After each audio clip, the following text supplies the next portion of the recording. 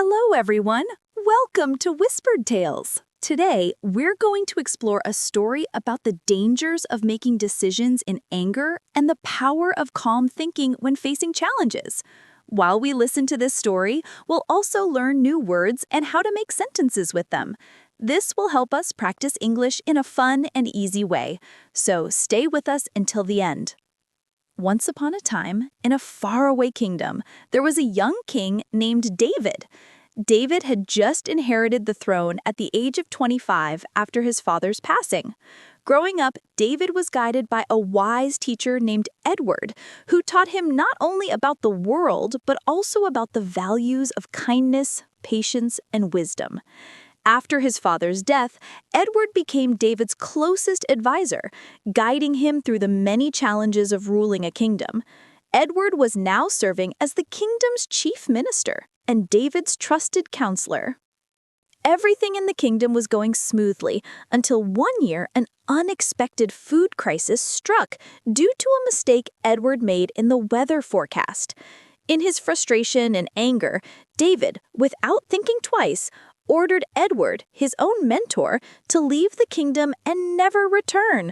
With a heavy heart, Edward quietly obeyed, leaving the palace and the life he had known behind. To start anew, Edward settled in a distant village, choosing a life as a humble farmer. Though he still had wealth, he opted for a simple life, connecting with the villagers and sharing in their daily struggles. Edward quickly earned the respect of the villagers, who came to him for advice on everything from farming issues to resolving disputes. Meanwhile, back in the kingdom, David was struggling. He missed Edward's wise counsel, especially as he faced complex decisions on his own. Gradually, David began to realize that banishing Edward was a mistake, a decision made out of anger rather than thoughtfulness. Regret gnawed at David, and he decided to send out soldiers to search for Edward and bring him back. Days turned into weeks, but there was no sign of him. The kingdom was large, and no one seemed to know where Edward had gone. Then, David had an idea inspired by the clever methods Edward once taught him. David decided to test if he could find Edward's wisdom somewhere in the kingdom. He ordered his soldiers to send a letter and a clay jar to the head of each village. The letter instructed each village leader to return the jar filled with wisdom within a month. If they failed, they would need to fill it with precious jewels instead. The jar and letter reached the village where Edward lived, and the village leader, puzzled by the strange request, quickly went to Edward for advice. Wisdom can't be put into a jar, Edward thought, and he knew the village didn't have enough jewels to fill it either. The villagers grew fearful, worrying they might be punished for failing to fulfill the king's strange request. Turning to Edward with anxious faces, they pleaded, "Please help us! You are the only one who can find a solution to this." As Edward calmly sat among them, he reassured the villagers, saying, "Hand me the jar. I'll make sure it's filled with wisdom by the end of the month." The village leader asked, "What do you plan to do?" Edward just smiled and replied, "I'm not sure yet, but with time, I'm certain a solution will come." The villagers trusted Edward's wisdom and left the jar with him, hopeful he would think of something. In the quiet of his farm, Edward pondered over the problem. Suddenly, he noticed a small pumpkin vine growing nearby. An idea sparked in his mind. Gently, he placed a tiny pumpkin inside the jar without cutting it off the vine. Day by day, he watered it, and over time, the pumpkin grew larger, filling the entire jar so that it couldn't be removed. Finally, Edward cut the vine, leaving the jar with the fully grown pumpkin inside. He sent the jar back to the kingdom just as the king had asked. When the King David received the jar, he was amazed to see it filled with a giant pumpkin. Smiling, he said, "Growing a pumpkin this large inside a jar is the work of a wise mind." Instantly, he realized this clever solution could only belong to Edward. Without hesitation, David prepared to set out personally, determined to find Edward, apologize, and bring him back to the kingdom. This story teaches us two key lessons. First, don't make decisions in the heat of anger. Strong emotions can cloud your judgment and lead to regrets. Second, take a moment to calm yourself before solving a problem. A peaceful mind gives rise to clear thinking, helping you find the best path forward. Remember, wisdom often comes from patience and understanding. Today, we learned new words and sentences through this story. Remember, learning English can be fun when you practice regularly, so keep listening, learning, and growing. Make sure to like, comment, and share how this story helped you improve your English. Thank you for watching, and I'll see you in the next story. Welcome to the Depth Dive. Today, we're doing something a little different, focusing on just one source. Right. A single piece, but it's packed with insights. It's a moral fable called The King, Edward, and the Jar of Wisdom.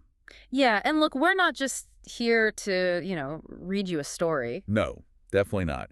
We're treating this like a case study, really, digging deep to pull out some actionable stuff on, well, two really tricky life skills. Okay, what are those? First, how do you actually manage your decision-making when you're, let's say, seeing red? When emotions are running super high, like anger. Crucial. And the second? And second, how do you find clear solutions, especially when a problem feels completely, utterly impossible? It's about the method, the how. Got it. Right. So let's set up the story then. Who are the main players?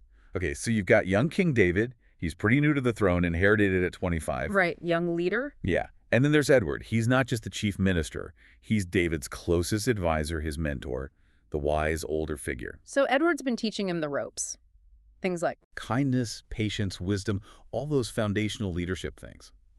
And under Edward, things were, well, pretty stable, running smoothly. Okay, sounds good, but there has to be a conflict, right? Exactly. That stability, ironically, kind of sets up the failure.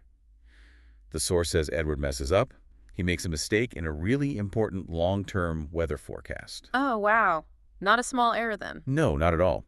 It leads directly to a serious, unexpected food crisis in the kingdom. This is a major operational failure on Edward's part. We can't just gloss over that. Absolutely. And that failure, that crisis, that's the spark. That's the catalyst for King David completely losing it. He gets hit with this crisis, and instead of leaning on that wisdom Edward taught him, He reacts with pure anger, frustration.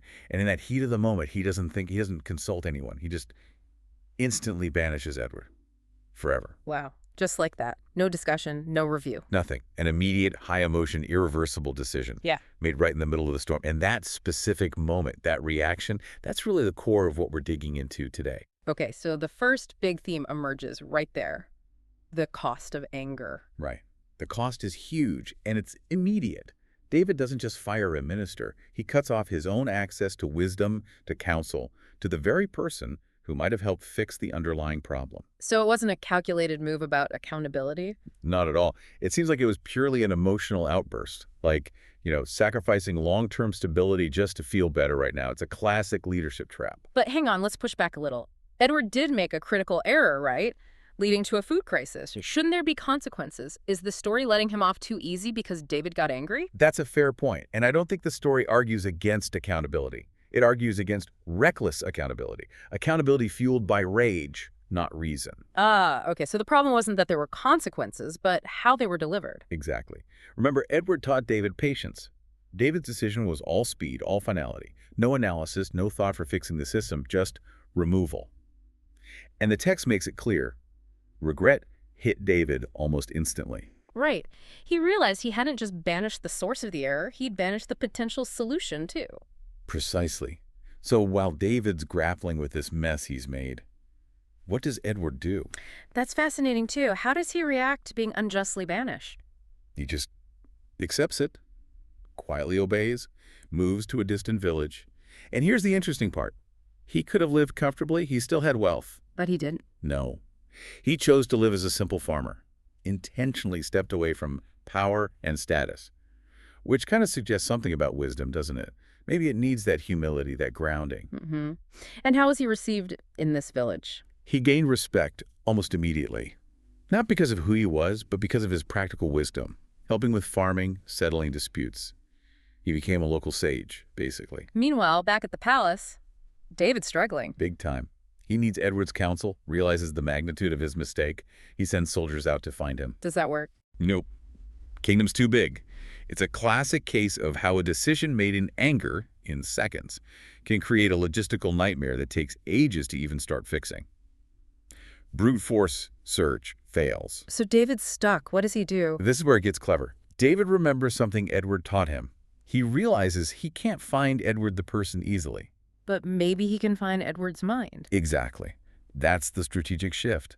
Instead of soldiers, he launches an intellectual search, a test for the whole kingdom, specifically designed to flag Edward's unique way of thinking. Okay, tell us about this test. It sounds unconventional. Why not just send out a royal pard and say, I messed up, come back? Well, think about the politics. A direct apology might look like weakness, especially for a young king. It could damage his authority even more. Okay. So the test is a way to reconcile without publicly admitting the full extent of his emotional blunder. Sort of, yeah. It allows them to reconnect based on intelligence, on mutual recognition. So Yeah. the challenge itself, it's wonderfully absurd. What was it? He sends a letter and an empty clay jar to the head of every single village. And the instructions are, return this jar filled with wisdom within 1 month. Filled with wisdom. How do you even do that? Exactly. It's impossible. And there's a penalty. If you can't fill it with wisdom, you have to fill it with precious jewels instead. Which most villages wouldn't have, so the stakes are incredibly high. Astronomical. Yeah. And the task is designed to stump almost everyone.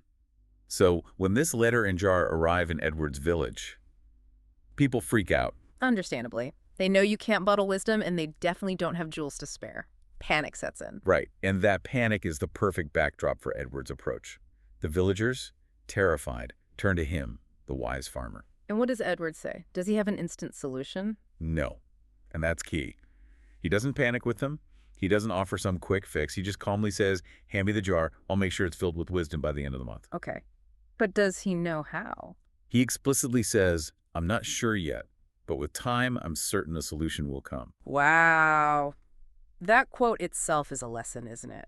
Patience, calm, trusting that an answer will emerge if you give it space. Absolutely. It's the embodiment of strategic patience. He doesn't try to force an answer right away. He knows innovation needs incubation. So what does he do with the jar and the month he has? He takes the jar back to his farm. He uses the full time given. And the solution doesn't come from, like, intense brainstorming or frantic searching. It comes from quiet observation Observation of what? of nature.